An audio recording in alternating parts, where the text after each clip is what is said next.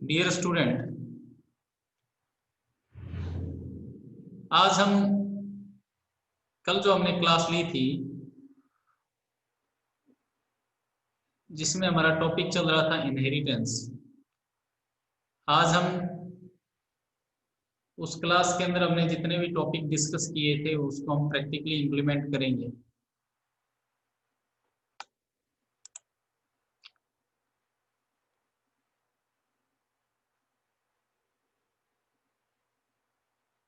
अभी तक हम जावा के अंदर ट्रेडिशनल तरीका ही यूज कर रहे हैं।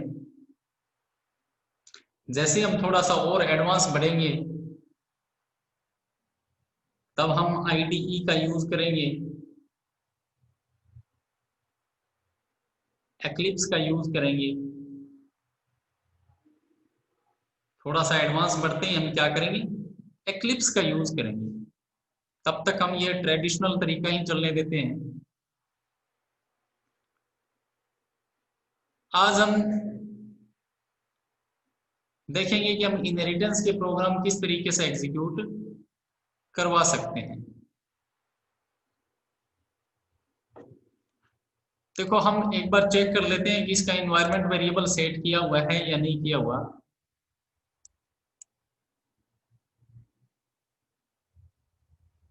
एनवायरनमेंट वेरिएबल सेट करने से फायदा ये हो जाता है कि आप अपना प्रोग्राम कहीं पर भी सेव करके कंपाइल कर सकते हो, एग्जीक्यूट करवा सकते हो। तो एक बार चेक कर लेते हैं, क्योंकि इन्वायरमेंट सेट करने के लिए मैं आप एक क्लास ले चुका हूँ जिसमें मैं इन्वायरमेंट वेरिएबल के बारे में डिस्कस कर चुका हूँ। हाँ, ये पाथ सेट किया हुआ है। इसका मतलब आप कहीं पर भी प्रोग्राम को क्या कर सकते हो, सेव कर सकते हो। तो अपने काम करते हैं, देख लेते हैं कोई फोल्डर बना हुआ है, नहीं तो अपने बना लेते हैं।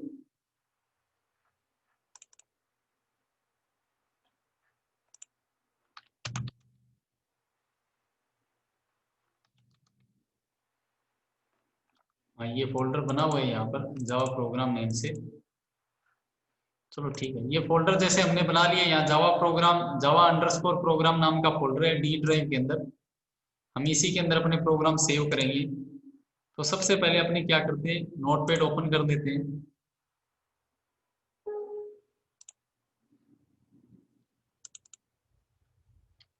सबसे पहले जो है वो हम सिंगल इनहेरिटेंस देखेंगे। सबसे पहले हम क्या देखेंगे, सिंगल इनहेरिटेंस देखेंगे। मैंने आपको बताया था कि इसमें एक तो पेरेंट क्लास होती है और एक ही चाइल्ड क्लास होती है। ठीक है, ये मान लो मैंने क्लास ए बनाई और ये क्लास बनाई बी। अब ये चाइल्ड कब बनेगी, बी क्लास ए क्लास की चाइल्ड तब बनेगी जब मैं इसमें क्या यूज करूंगा, एक्सटेंड्स कीवर्ड का यूज करके इस क्लास को यूज करूंगा। इसका मतलब ये हुआ कि बी में एक्सटेंड कर लिया किसको, ए को। ध्यान रखना, कीवर्ड आपको क्या याद रखना है, एक्सटेंड्स कीवर्ड यूज करना है। इसका मतलब ये हुआ कि बी क्लास ने इनहेरिट कर लिया किसको, ए को। इसका मतलब ए के अंदर जो कुछ भी फंक्शनलिटी लूंगा वो किसके अंदर यूज हो जाएगी, बी के अंदर यूज हो जाएगी। फॉर एग्जाम्पल मैंने यहां पर सपोज करो कि एक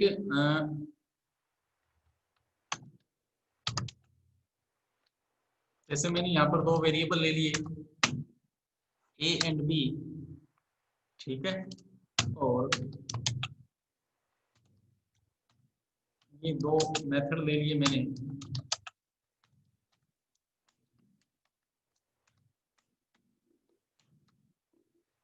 इस ए के अंदर इस x की वैल्यू डाल दी और उस b के अंदर इस y की वैल्यू डाल दी।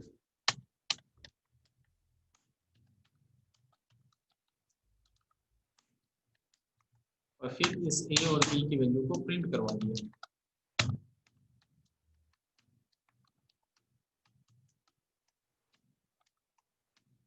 a is equal to a की वैल्यू, फिर concatenation comma b is equal to b की वैल्यू। याद रहे, देखो मैंने क्या किया है, ये स्ट्रिंग लिए a इज इक्वल टू, फिर कॉन्केटिनेशन a की वैल्यू, फिर कॉन्केटिनेशन अटैच किया comma b is equal to, फिर कॉन्केटिनेशन b की वैल्यू। मतलब इस मैसेज के साथ अटैच कर दी मैंने a की वैल्यू, फिर इसके साथ अटैच किया message comma B is equal to, और फिर इसके साथ अटैच कर दिया बी की वैल्यू। तो इस तरीके से मैंने एक क्लास बनाई है ए, जो किसकी है, बी क्लास की पेरेंट क्लास है। जब बी क्लास ने ए क्लास को इनहेरिट किया तो ए क्लास के अंदर ये जो गेट और शो है ये दोनों किसके अंदर आ गए, इनहेरिट होकर के बी क्लास के अंदर आ गए। ठीक है, ये दोनों इनहेरिट होकर के किसके अंदर आ गए, बी क्लास के अंदर आ गए। अब अगर मैं बी क्लास के अंदर कुछ भी नहीं लेता हूं, सिर्फ क्या ले लेता हूं,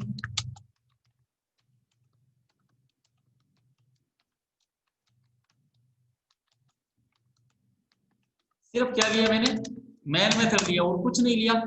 लेकिन आप देखो कि बी क्लास के अंदर मैंने कुछ भी नहीं लिया है, सिर्फ मैन मेथड लिया है, लेकिन बी क्लास के अंदर किसके मेंबर आ गए, ए क्लास के दो मेंबर आ गए, एक तो गेट और एक शो। इसका मतलब अगर मैं बी क्लास का ऑब्जेक्ट बनाता हूं, B B one is equal to new B, अगर मैं बी क्लास का ऑब्जेक्ट बनाता हूं तो इस ऑब्जेक्ट के थ्रू, इस ऑब्जेक्ट के थ्रू जैसे ही मैंने क्लास का ऑब्जेक्ट बनाया तो अब मैं इस ऑब्जेक्ट के थ्रू क्या कर सकता हूं, बी क्लास के मेंबर एक्सेस कर सकता हूं।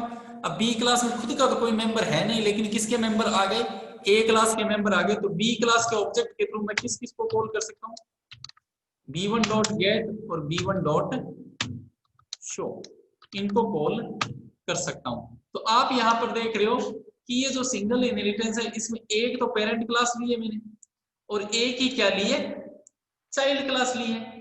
तो एक पेरेंट क्लास और एक ही क्या है, चाइल्ड क्लास। तो ये क्या बन गया, सिंगल इनहेरिटेंस बन गया। अब मैंने ये प्रोग्राम बना लिया, अब मैं इसको सेव करूंगा तो सेव किस नाम से कर दूंगा, जिस क्लास के अंदर मेन मेथड है, मेन मेथड किसके अंदर है, बी क्लास के अंदर है। तो इसको सेव कर देंगे अपने इन्वायरमेंट वेरिएबल सेट किया हुआ, तो डी ड्राइव के अंदर जावा अंडरस्कोर प्रोग्राम नाम का फोल्डर बना रखा है हमने। यहाँ से ऑल फाइल करेंगे, क्लास का नेम है बी डॉट जावा, ये हमने सेव कर दिया। सेव करने के बाद अब इसको एग्जीक्यूट करवा लेते हैं। तो इसके लिए कमांड विंडो ओपन कर लेंगे अपने,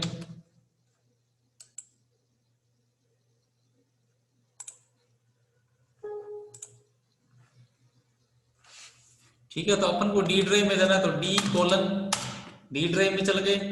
उसके बाद अपन को कहां जाना है, डी ड्राइव के अंदर है जावा अंडरस्कोर प्रोग्राम फोल्डर, cd जावा अंडरस्कोर, बड़ा कर लेता हूं, ठीक है। तो पहले डी ड्राइव में आए तो डी कोलन लगा दिया डी ड्राइव में, फिर जावा अंडरस्कोर प्रोग्राम में जाना है तो cd जावा अंडरस्कोर प्रोग्राम। अब आपको प्रोग्राम कंपाइल करना, तो आप चलिए जावा सी, फाइल का नेम है बी डॉट जावा। अगर आपके प्रोग्राम में कोई एरर नहीं है तो प्रोग्राम सक्सेसफुली कंपाइल हो जाएगा। एरर आ रही है भाई, सर दिखाई नहीं दे रहा कुछ, क्या हुआ सर, शो नहीं हो रहा, सर दिखाई नहीं दे रहा। अब, हाँ अब दिखा सर। अच्छा ये बात है क्या, अब दिख तो रहा है क्या आपको,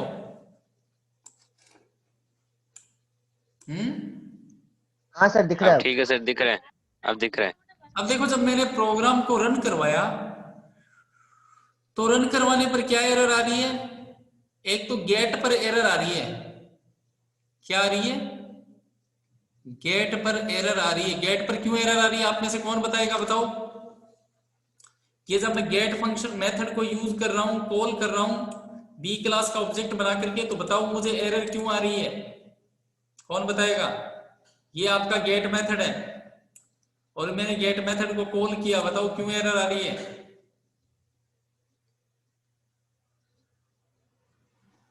सर हमने कोई वैल्यू नहीं दी है इसमें, वेरिएबल में। यहाँ पर गेट में हमने कितने पैरामीटर ले रखे हैं, 2 दो पैरामीटर्स ले रखे हैं। यहाँ पर कॉल करते वक्त हमने कोई पैरामीटर नहीं दिया, इसलिए क्या आ रही है, एरर आ रही है। 2 इंटीजर टाइप के पैरामीटर पास करो, यहाँ से 20 एंड 30 पास कर दिए। तो जैसे ही मैंने 20 और 30 पास किए, गेट मेथड कॉल हुआ, 20 x में चला जाएगा, 30 y में चला जाएगा, x की वैल्यू a में और y की वैल्यू b में। तो a में तो 20 और b में क्या चला गया, 30। फिर मैसेज आ गया a is equal to a की value 20, b is equal to b की वैल्यू 30। ठीक है, तो अब मैं इसको दोबारा से सेव कर देता हूं, फिर से कंपाइल करवाता हूं, Java C B dot Java, enter किया, प्रोग्राम सक्सेसफुली कंपाइल हो गया। और मैंने आपको पहले ही बताया था कि जब प्रोग्राम को कंपाइल करते हैं, क्या बन जाएगा, एक b डॉट क्लास नाम की फाइल और बन जाएगी इस जावा अंडरस्कोर प्रोग्राम फोल्डर के अंदर, जिसको हम क्या बोलते हैं, बाइट कोड बोलते हैं। अब प्रोग्राम को रन करवाते हैं, रन करवाने के लिए लिखेंगे जावा फाइल का नेम ओनली b, एंटर। आपका आउटपुट आ गया a is equal to 20, b is equal to 30। a is equal to 20, b is equal to क्या आ गया, 30 आ गया। तो इस तरीके से क्या कर सकते हैं, सिंगल इनहेरिटेंस को पढ़ सकते हैं। अगर मैं इसको और थोड़ा सा एक्सटेंड करूं, जैसे मान लो ये मेन मेथड जो है मैं इसके अंदर न लेकर के ऐसे करता इसको, ये क्लियर हो गया ना आपके? Yes sir. हाँ सर हो गया। अब मान लो मैं ऐसे करता कि ये मेन मेथड मैं यहां से उठा देता, ठीक है, और सपोज करो इसको और सिंपल करने के लिए मैं इसको ऐसे कर देता,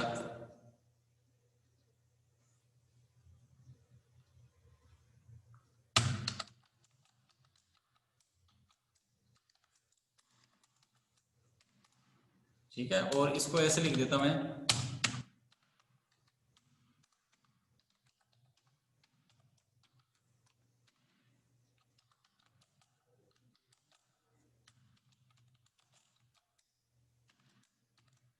ठीक है। और ये मैंने दूसरी क्लास बनाई जिसने ए को इनहेरिट किया, ठीक है, इसके अंदर मैं लिख दिया void show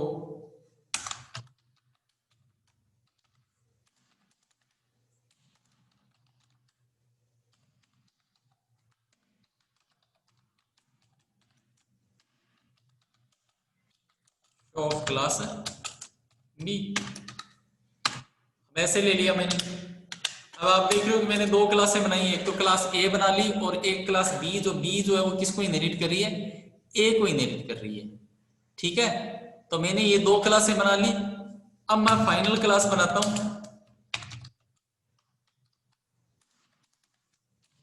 मेन मेथड वाली,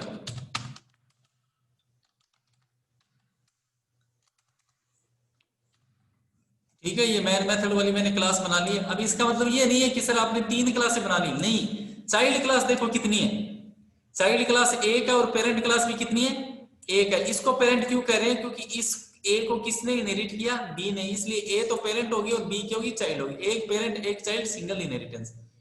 अब देखो, अब मुझे ये बताओ कि बी क्लास ने जब ए क्लास को इनहेरिट किया तो बी क्लास के अंदर टोटल मेथड कितने हैं? 2 सर। 2 मेथड है। कौन कौन से हैं? ए और B, void show A, void show B, show A and show B हो गया ना। अब अगर मैं बी क्लास, अगर मैं ए क्लास का ऑब्जेक्ट बनाता हूं, जैसे मैंने मैसेज दे दिया, एक मैसेज प्रिंट किया,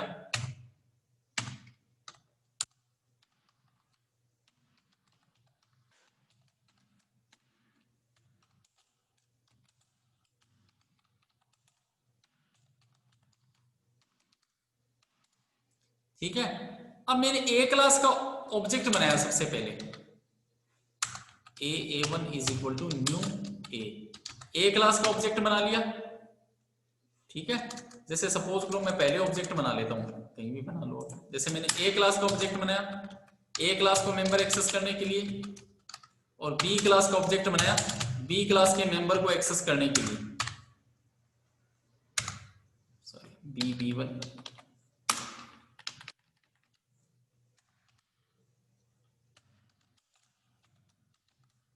ये बी क्लास का ऑब्जेक्ट और ये ए क्लास का ऑब्जेक्ट। अब ए क्लास के ऑब्जेक्ट के थ्रू मैं एक्सेस करता हूं, तो मैं एक्सेस करूंगा a1 डॉट। तो अब देखो, ए क्लास के ऑब्जेक्ट के थ्रू सिर्फ मैं ए क्लास का ही मेथड मेंबर एक्सेस कर सकता हूं। तो ए क्लास के अंदर सिर्फ क्या है, शो ए है, तो इसका मतलब मैं सिर्फ इसी को एक्सेस कर सकता हूं, शो ए। मैंने मैसेज वापस प्रिंट किया, इसी को कॉपी कर लेता हूं,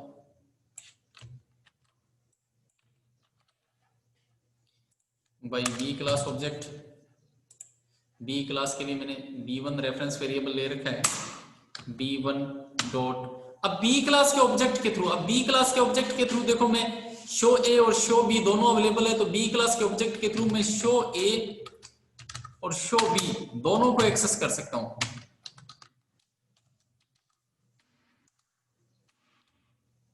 इसको अब जैसे ये है तो इसमें मेन मेथड किस क्लास के अंदर है, इस रिजल्ट नाम की क्लास के अंदर है, तो इसको मैं सेव एज कर देता हूं, ऑल फाइल्स रिजल्ट डॉट जावा। यहां से सबसे पहले मैं जावा सी फाइल का नेम रिजल्ट डॉट जावा,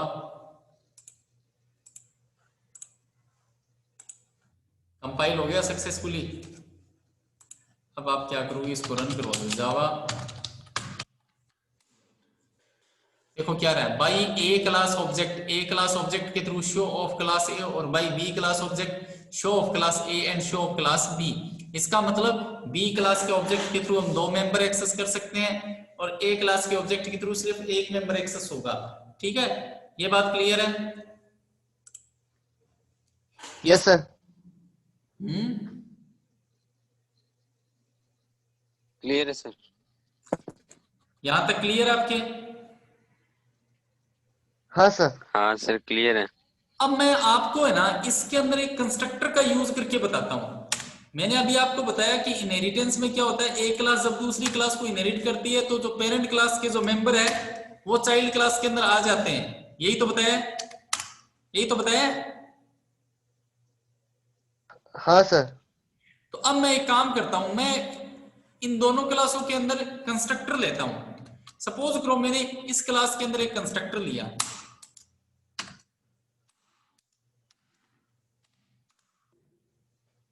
ठीक है, इस क्लास के अंदर एक कंस्ट्रक्टर लिया। देखो फंक्शन का मेथड का कोई रिटर्न टाइप नहीं है और इसका नेम जो है वो किसके नेम के इक्वल है, क्लास के नेम के इक्वल है। इसका मतलब ये, और मैंने पैरामीटर नहीं लिया तो ये क्या बन गया, इस क्लास का डिफॉल्ट कंस्ट्रक्टर बन गया। मैंने इसमें लिख दिया system dot out dot print ln और मैसेज भी ऐसी तरीके से प्रिंट कर दिया। ठीक है, अब मैंने बनाई क्लास बी। क्लास बी के अंदर भी मैंने बी क्लास का कंस्ट्रक्टर लिया, ये मैंने लिख दिया यहां पर बी और ये बी। कंस्ट्रक्टर तो समझ में आ रहा है ना मैंने कैसे बनाया ये?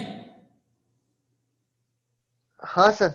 दोनों क्लास के अंदर ए क्लास का कंस्ट्रक्टर है और क्लास बी के अंदर बी क्लास का कंस्ट्रक्टर है। ओके, अब मैं ये सोच रहा था या आप ये सोच रहे होंगे कि जब बी क्लास ने ए क्लास को इनहेरिट किया तो ए क्लास का कंस्ट्रक्टर जो है वो बी क्लास के अंदर आ गया और बी क्लास के अंदर दो कंस्ट्रक्टर हो गए, एक तो ए क्लास का कंस्ट्रक्टर और एक बी क्लास का कंस्ट्रक्टर। और मैंने आपको बताया था कि कंस्ट्रक्टर कब कॉल होता है, जैसे ही आप क्लास का ऑब्जेक्ट क्रिएट करते हो।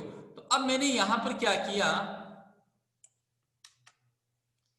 ये दो ये रिजल्ट वाली क्लास मैंने बी क्लास का ऑब्जेक्ट बनाया, B b1 is equal to new B. और जब मैंने बी क्लास का ऑब्जेक्ट बनाया, इस तरीके से ऑब्जेक्ट बनाया, तो बी क्लास का डिफॉल्ट कंस्ट्रक्टर कॉल हुआ। तो अब मैं ये सोच रहा हूं कि सर बी क्लास के अंदर एक तो डिफॉल्ट कंस्ट्रक्टर ये है और एक किसका आ गया, ए के अंदर। चलो चेक करते हैं क्या ऐसा है। तो ये सेव में इसी से पड़ा रहा, कंट्रोल है, सेव कर दिया रिजल्ट डॉट जावा। मैं वापस चलता हूं, चेक करता हूं, कंपाइल करवाता हूं इसको। याद रखिए कुछ भी चेंजिंग करने पर आपको बार बार कंपाइल करना पड़ेगा प्रोग्राम। आपने बी क्लास का ऑब्जेक्ट बनाया, बी क्लास का ऑब्जेक्ट करते ही क्या हुआ, बी क्लास का जैसे ही मैंने ऑब्जेक्ट बनाया, ऑब्जेक्ट बनाते ही क्या हुआ,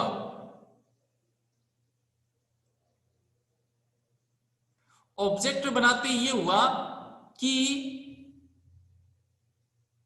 ए क्लास का कंस्ट्रक्टर भी किसके अंदर आ गया, बी क्लास के अंदर आ गया। इसका मतलब ये हुआ कि जावा के अंदर जो कंस्ट्रक्टर है वो क्या हो सकते हैं, इनहेरिट हो सकते हैं। ये बात समझ में आई क्या आपके? मैंने ऑब्जेक्ट Yes, कौन sir. सी मैंने है मैंने ऑब्जेक्ट कौन सी क्लास का बनाया है, बी क्लास का बनाया है। और बी क्लास ए क्लास को क्या कर रही है, इनहेरिट कर रही है। बी क्लास किसको क्या कर रही है, इनहेरिट कर रही है। और आपको ऐसा लग रहा होगा कि जो ऊपर वाली क्लास का कंस्ट्रक्टर है वो इनहेरिट होकर के नीचे वाली क्लास में आ गया, ऐसा ही लग रहा है क्या आपको? यस और नो? Yes sir. और यस सर। मैंने आपको लास्ट वाली क्लास में क्या बताया था कि कंस्ट्रक्टर इनहेरिट होते हैं या नहीं होते? नहीं होते सर। कंस्ट्रक्टर इनहेरिट नहीं होते। नहीं होता। भाई कल मैंने आपको यह बताया था कि कंस्ट्रक्टर इनहेरिट नहीं होते, लेकिन यहां पर आपको बी क्लास का ऑब्जेक्ट बनाने पर यह लग रहा है कि कंस्ट्रक्टर इनहेरिट हो रहे हैं। क्या ऐसा है? ऐसा नहीं है सर इसमें ऐसा नहीं है। आप मेरी बात ध्यान से सुनिएगा एक बार। आपने बी क्लास का ऑब्जेक्ट बनाया, बी क्लास का ऑब्जेक्ट बनाते ही बी क्लास का कंस्ट्रक्टर कॉल होगा। अब बी क्लास के अंदर कंस्ट्रक्टर कौन सा है? ये है,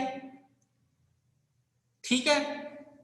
लेकिन आप ये सोच रहे होंगे कि जब बी क्लास का ऑब्जेक्ट बनाते हैं बी क्लास के अंदर जो भी कंस्ट्रक्टर है वो कॉल हो जाएंगे, तो बी क्लास के अंदर कंस्ट्रक्टर एक तो ये रहा और एक ये रहा। आप ये सोच रहे होंगे कि जब बी क्लास ने ए क्लास को इनहेरिट किया तो ये कंस्ट्रक्टर भी यहां आया। लेकिन मैंने कल क्या बताया था? कल मैंने ये बताया था कि भी कंस्ट्रक्टर इनहेरिट नहीं होते। इसका मतलब जब बी क्लास ने ए क्लास को इनहेरिट किया तो ये तो यहां पर आया ही नहीं, ये यहां पर आया नहीं, वो तो अपनी क्लास के अंदर ही है। तो फिर जब आप बी क्लास का ऑब्जेक्ट बनाते हो तो ये दोनों आउटपुट कैसे आते हैं? कोई बता पाएगा आप में से? ऊपर वाला कंस्ट्रक्टर नीचे वाली क्लास में नहीं आया, लेकिन जब बी क्लास का ऑब्जेक्ट बनाया, ऑब्जेक्ट बनाते ही कंस्ट्रक्टर कॉल होते हैं। कंस्ट्रक्टर कॉल होने का मतलब है कि सिर्फ ये प्रिंट होना चाहिए था। सिर्फ क्या मैसेज प्रिंट होना चाहिए था? ये होना चाहिए था, लेकिन ये भी प्रिंट हो रहा है। क्यों? कोई बताएगा आप में से?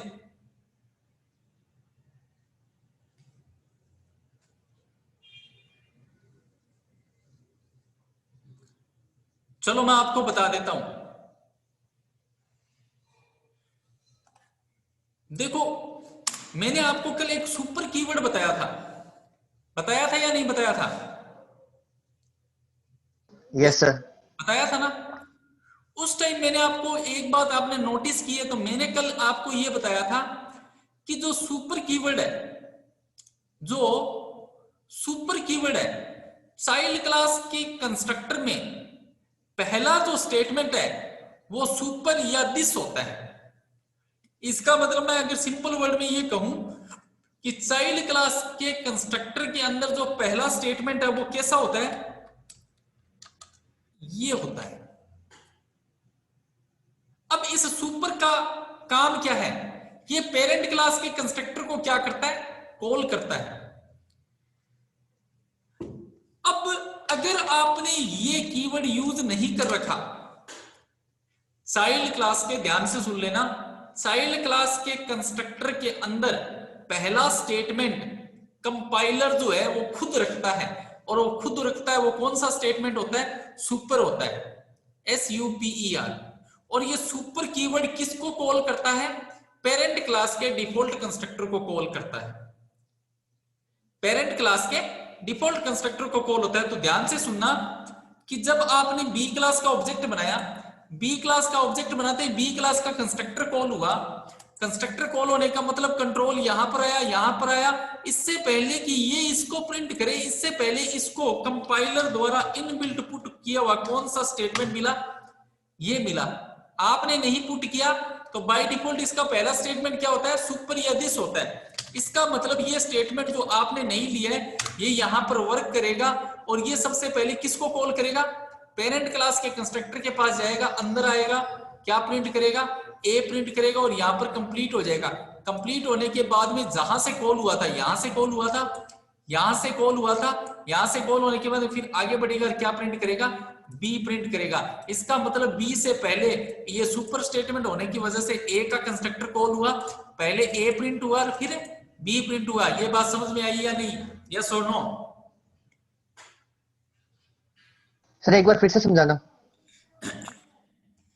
देखो बच्चों, कल मैंने आपको बताया था सुपर कीवर्ड के बारे में कि सुपर कीवर्ड क्या करता है। सुपर कीवर्ड जो है वो हमेशा चाइल्ड क्लास के कंस्ट्रक्टर में यूज होता है।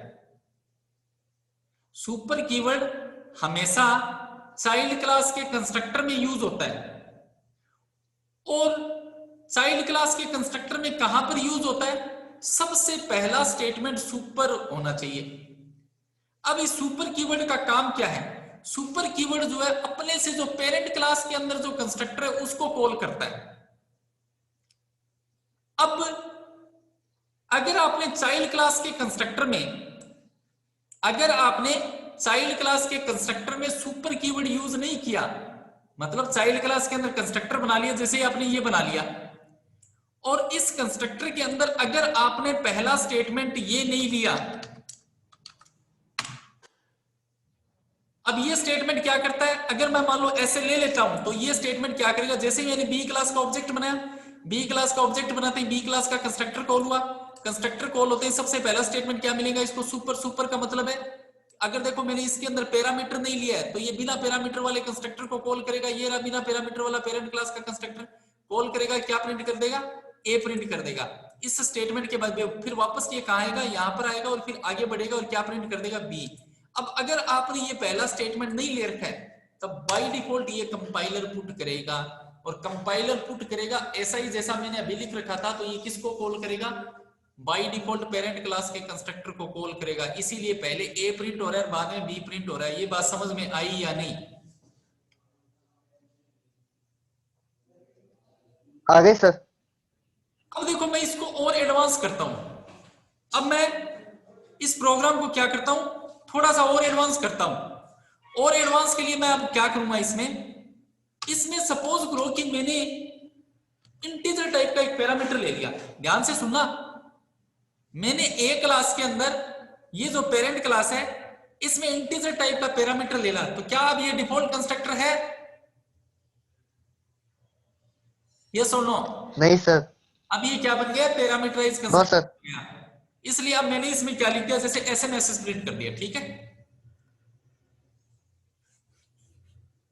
अब मैं बी क्लास का ऑब्जेक्ट बनाता हूं। ध्यान से सुनना, अब मैं बी क्लास का ऑब्जेक्ट बनाता हूं। Control S,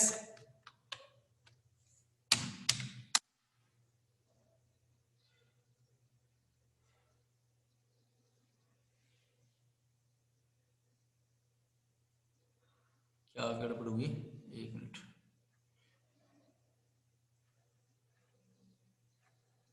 Constructor A in class A cannot be applied to given types.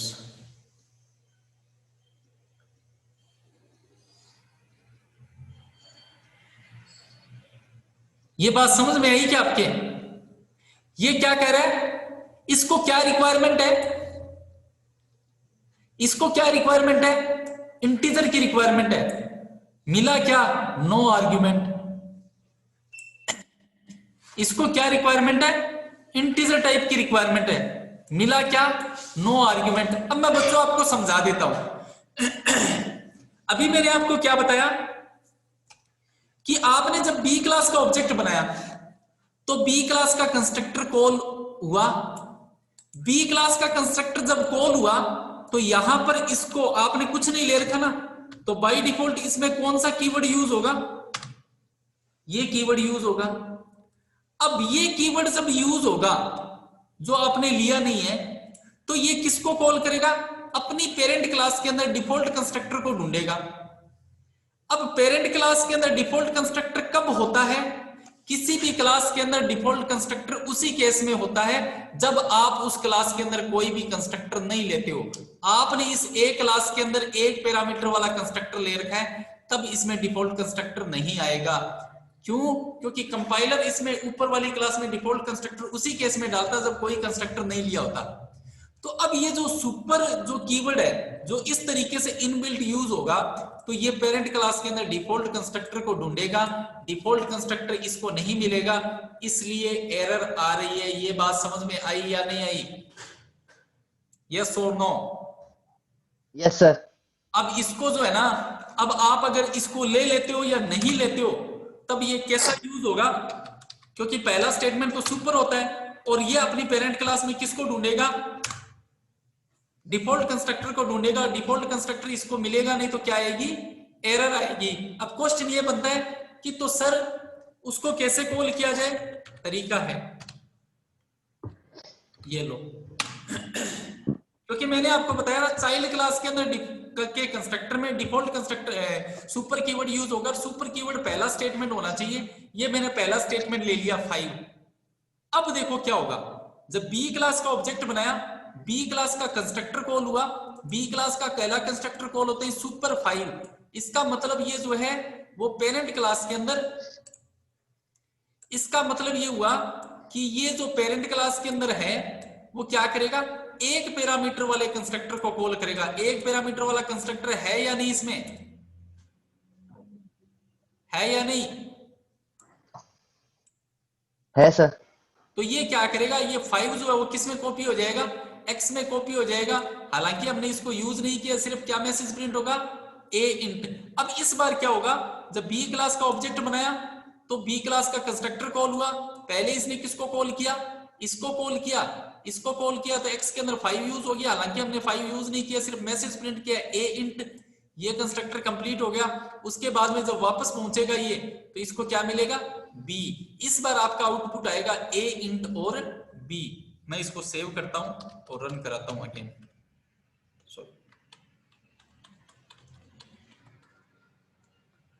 फिर से कंपाइल करो। ध्यान रखना जितना भी मॉडिफिकेशन करोगे हर बार कंपाइल करना पड़ेगा। इस बार क्या आ रहा है, a int एंड b। ये बात समझ में आई आपके, यस और नो?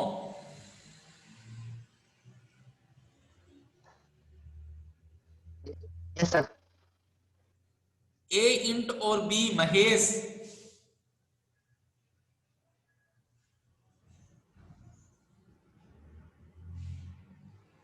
महेश कहां गया भाई Mahesh?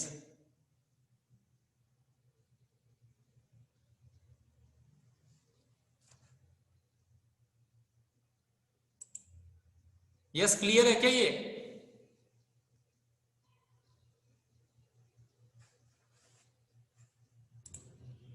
Okay yes sir. Very good. तो इस तरीके से बच्चों मैंने जो सुपर जो है ना, ये प्रैक्टिकल करवाने का जो मेरा मेन पर्पस था वो यही है कि मैं आपको क्या करूं, सुपर कीवर्ड साथ में बताऊं। बहुत ही इंपॉर्टेंट कीवर्ड है ये। जो कंपटीशन एग्जाम होते हैं ना, जितने मान लो ये आपकी एमएनसी कंपनीज वगैरह है, उनमें जो ये शॉर्ट टाइप के जो क्वेश्चंस आते हैं ना, सपोज करो आप जावा के लिए कहीं जा रहे हो और जावा में क्या होता है कि जब आपका रिटन टेस्ट होता है या ऑनलाइन टेस्ट होता है और इस तरीके के प्रोग्रामिंग के जो है ना इस टाइप के क्वेश्चंस आते हैं, इस तरीके से आपको दिए होते हैं, जिसमें आप क्या हो जाओ, कंफ्यूज हो जाओ, आपको ये लगे कि यार इसका आंसर तो ये होना चाहिए, है ना। तो ये जो है ना बहुत ही पावरफुल जो है वो कीवर्ड है, आपको इसको ध्यान में रखना है। क्लियर है यहां तक? Yes sir. ओके अच्छा चलो मैं अब जल्दी से एक क्लास बनाता हूं, आप मुझे इसका आउटपुट बताना है कि इसका आउटपुट क्या आएगा। मैं फटाफट एक क्लास बना रहा हूं, आपको बताना है कि इसका आउटपुट क्या आएगा।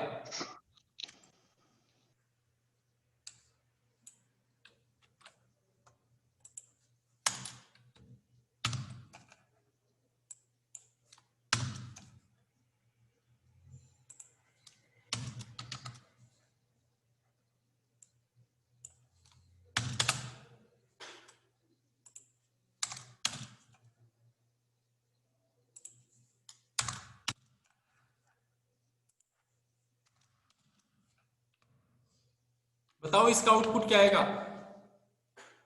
सी क्लास का ऑब्जेक्ट बनाया मैंने, अब मुझे ये बताओ इसका आउटपुट क्या आएगा। रुको एक मिनट, इसमें मैं थोड़ा सा वो चेंजिंग कर देता हूं। ये किसकी पेरेंट क्लास है, ये बी की पेरेंट क्लास है। फटाफट बताओ, सी क्लास का ऑब्जेक्ट बनाया मैंने,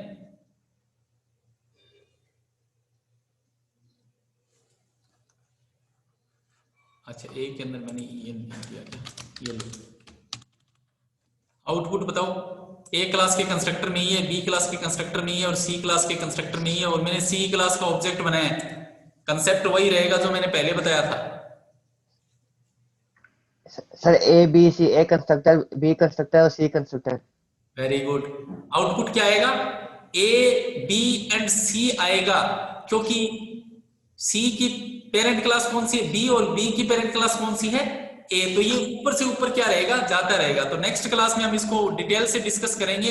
अभी अपनी क्लास का जो है वो टाइम ऑफ हो रहा है, आप इसको ढंग से देखिएगा। वीडियो जो डाली जाए उसको ज्यादा से ज्यादा लाइक करो, शेयर करो और